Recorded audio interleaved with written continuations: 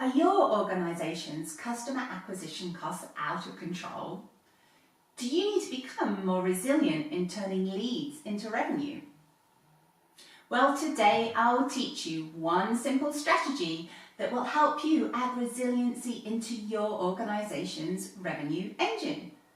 Hi everyone, I'm Chris Fletcher, and today I'm going to share with you that one simple strategy that will improve your customer interactions from lead to renewal. It will help you to adapt more effectively in customer interactions and develop your own resilient revenue engine. So, a quick question for you all. How many of you have felt like you're constantly increasing your spend on good sales and marketing ideas only to find they aren't converting to revenue? Well, here's the thing. In today's customer-centric world, our attention span is less than that of a goldfish.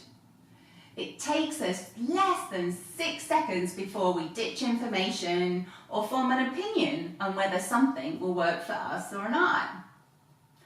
But amazingly, we're craving more and more information to help us form our own opinions and decisions. In business, this translates into the need to build relationships within seconds of reaching your target audience. And to be successful, the information you give must resonate with them and promote trust in your message. I'm going to teach you one simple strategy that you can use to hone your approach and build those informed relationships quicker. And of course, if you enjoy this video, you can subscribe to get more details in our how-to videos and get more tips on how to build resiliency into your revenue engine and business. But we're not there yet. Let's go to step 1.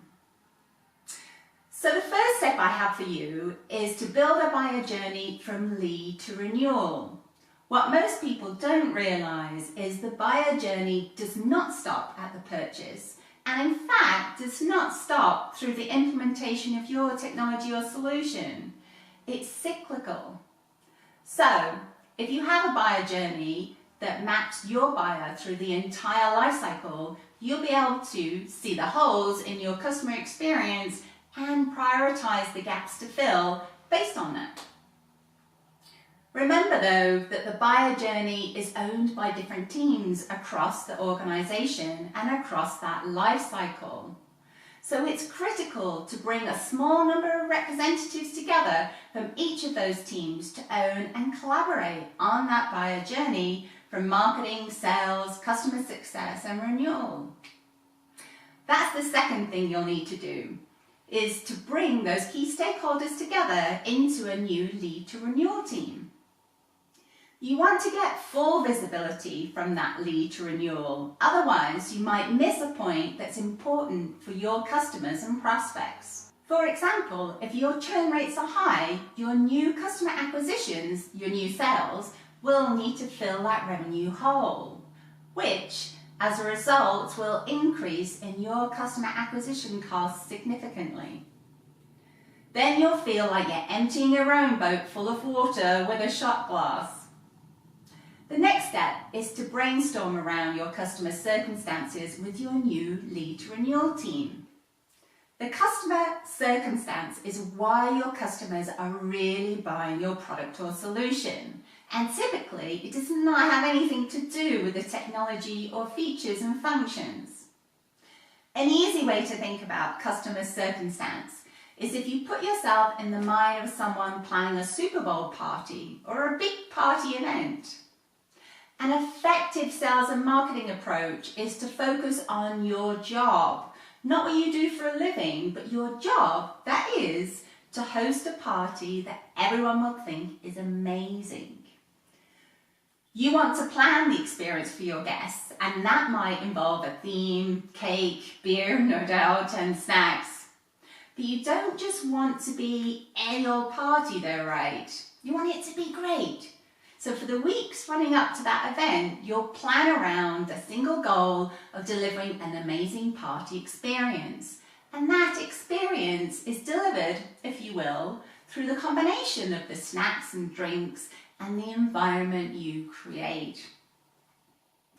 Those choices of what to buy for your party are all linked to that experience creation. That's your customer circumstance. Why you buy the products isn't about the fact that those snacks are cheaper or taste better.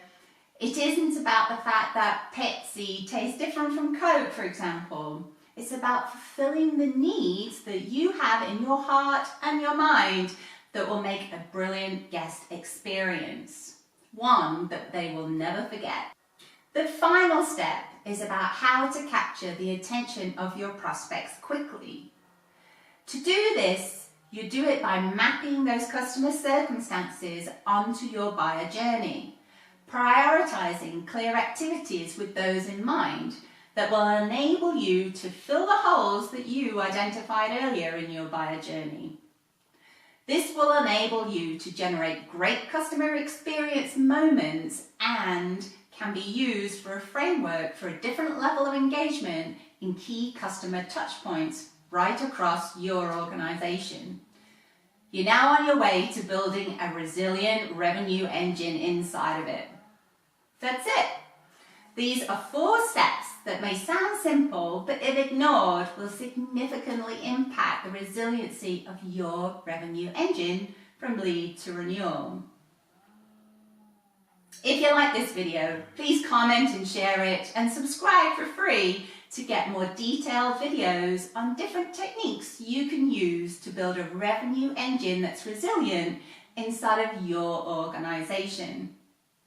Of course, if you need help, we're here to help you build that resiliency into your revenue engine. You can check out my advisory agency at the Revenue Engine, thereveng.com, where you can sign up for free access to our training videos.